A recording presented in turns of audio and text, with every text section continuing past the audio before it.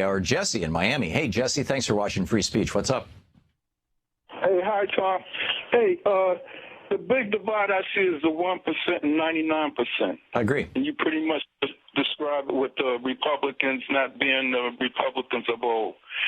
What I like to see us get together behind, besides, knowing what we don't like, is what we do like. Bernie really pretty much became president when he said greed is not good.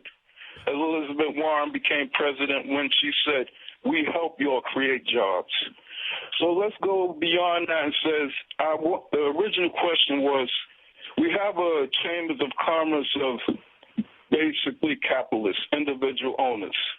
Could there be a chamber of commerce of cooperatives?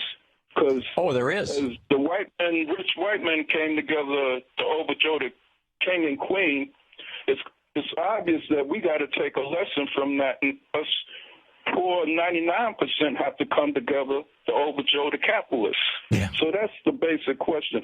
Who's going to bring the cooperatives of the world together as a chamber of commerce or whatever to overthrow, what we're dealing with?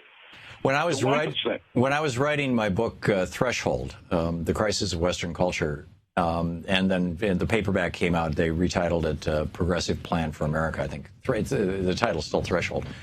But Louise and I went to Mondragon, Spain, to see the world's largest cooperative, and then went up to Madison, Wisconsin, which is the most cooperative-intense town in the country.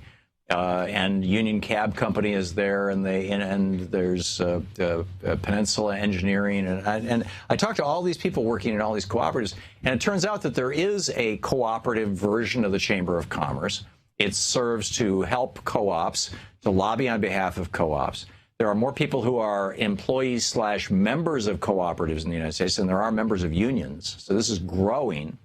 The difference, though, Jesse, and I think that you're putting your thumb on it here, is that or your finger or whatever the appropriate metaphor is that you've identified, is that the corporate chamber of commerce has become a political entity in addition to, just speaking on behalf of business.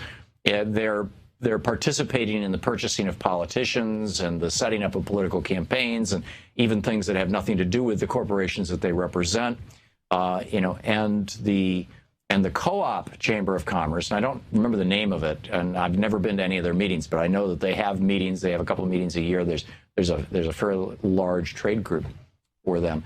To the best of my knowledge, they're not political.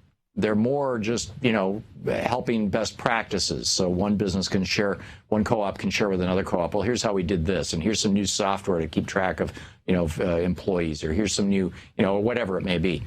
And so maybe, just like, by the way, Jesse, the real chamber, the U.S. Chamber of Commerce was prior to 1972. 1971, when Lewis Powell wrote the Powell Memo was a letter to Louis Sindor, the head of the U.S. Chamber of Commerce, saying, you've got to stop just being a business organization and start getting political, and which they did, and thus brought us the modern Republican Party. If the co-op movement, there needs to be a Powell Memo for the co-op movement. Jesse, I think you're onto something. I think you're definitely onto something. Thanks a lot for the call. It's 20 minutes past the hour. To watch more clips from our programs, hit the Watch More Videos button over here.